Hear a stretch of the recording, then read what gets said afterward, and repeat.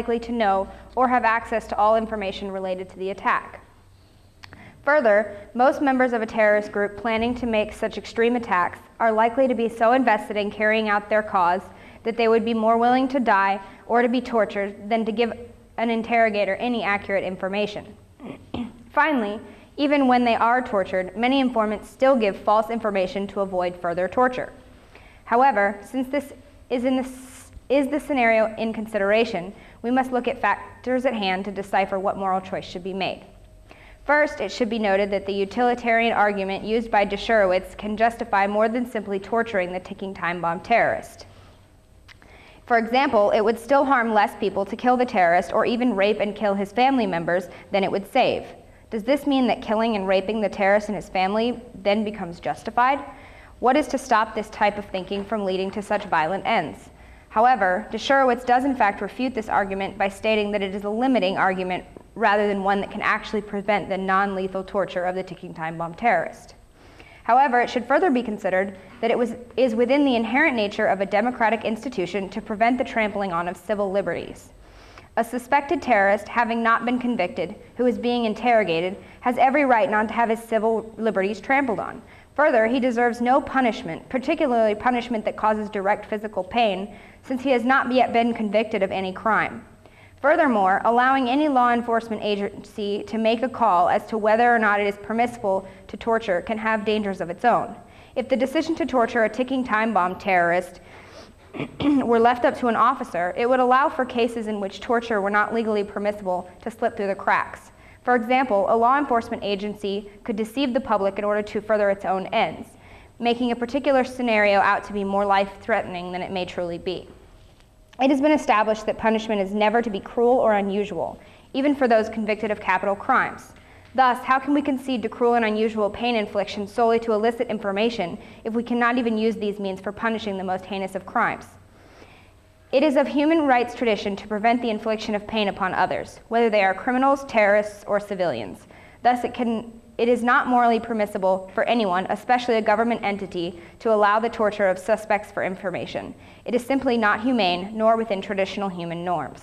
Lastly, the moral idea behind the prevention of torture and the protection of civil liberties is not so much to prevent these acts in times of peace, but to prevent heinous acts upon others in times of fear. Human nature most often subjects itself to malicious action when it is put in danger or fear. If the law were changed to allow torture during times of chaos and emergency, it would leave the law obsolete during times of peace and prosperity. Thank you. All right. In order to follow up on what my partner has said, I will now give a similar yet slightly different approach to why torture in a ticking bomb case is not justified.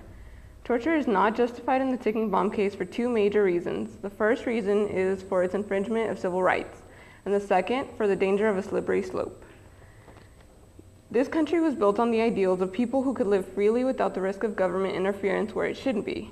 If we allow for torture to be legalized or even justified, we are risking losing the civil rights ideals on which this country was founded. This sort of occurrence would be a completely backwards approach to the development of our democracy. Instead of becoming a more free country, we would be going back to the time of colonization and limited freedom. One immediate setback would be repealing the innocent until proven guilty assumption that our legal system has now taken on, like my partner has stated. That would not be a likely outcome now, but we would certainly be taking a step towards totalitarianism and authoritarian governments, in which the state involves itself in all facets of society, including the daily life of its citizens. The next major danger is a slippery slope. Who draws the line where for torture?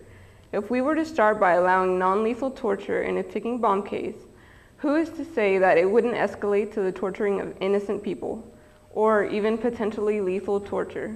In a search for information against terrorism, the slippery slope effect would lead to a system in which means justify ends. In this case, it would no longer matter what was done to save so many lives, but only that lives were saved or a catastrophe was prevented. Then, the torturing of 10 people would be justified by the salvation of 11.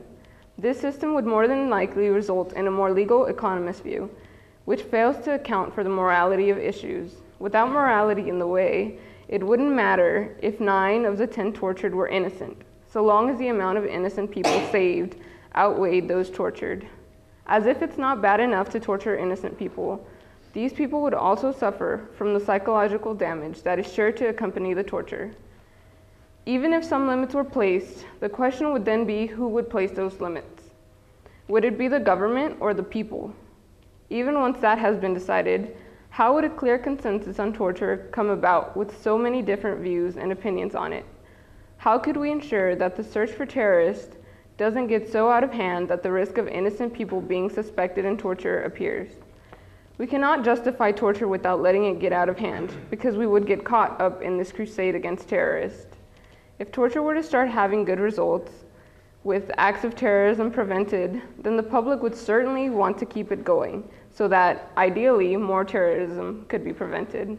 In conclusion, the risk of the slippery slope effect would be much too dangerous to even go through the risk of attempting to justify torture.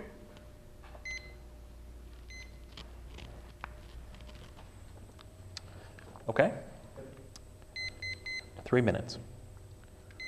The first constructive speech of our opponents begins with an explanation of why the opposition feels that the scenario of the ticking bomb case is unrealistic, which is a non-topical argument as the subject matter has already been established, and even Dershowitz and Waldron concede that the ticking bomb scenario is valid for debate.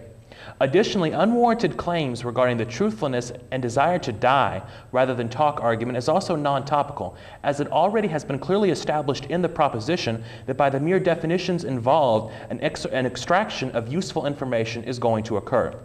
Moving down the flow, our opponents argue that Dershowitz's utilitarian argument opens the door to the slippery slope, resulting in heinous acts of rape and torture on untold numbers in order to achieve results, as long as more benefit than are harmed. However, my partner and I have already accounted for this misinterpretation of the context of torture through government regulation. By regulating the legal use of torture in the most extreme and trying of times, not only can we grant the potential victims of terrorist attacks and the general American public some peace of mind, but we can also preserve the integrity of our legal system. Thus, any chance of falling susceptible to the slippery slope theory is unfounded, since the legal regulation of torture in the ticking bomb case would be prudently adhered to. Such proposed legal regulation could be led by a panel consisting of members of national security who would be knowledgeable of this potential threat to the nation, the Commander-in-Chief of the nation, as well as judges who would examine these instances in detail prior to making an appropriate decision. The true danger lies in inaction as a result of being unprepared. Also, our opponents both contend at length about civil liberty abuses, such as when a criminal is punished and yet hasn't been convicted. I would like to refer the audience back to the definitions of the proposition, which establishes the fact that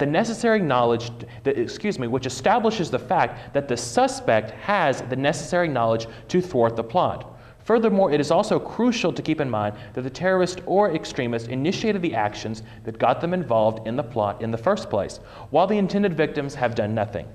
Thus, I would contend that having established the suspect has the knowledge needed to thwart the plot, and given the overwhelming rights to life of the intended victims, the right violations of the suspect are justified, and thus torture is justified. Therefore, we have sufficiently refuted the claim of the slippery slope argument by exercising regulation of torture, and refuted civil liberty abuses by prioritizing the rights of intended victims over those of terrorists. Thank you.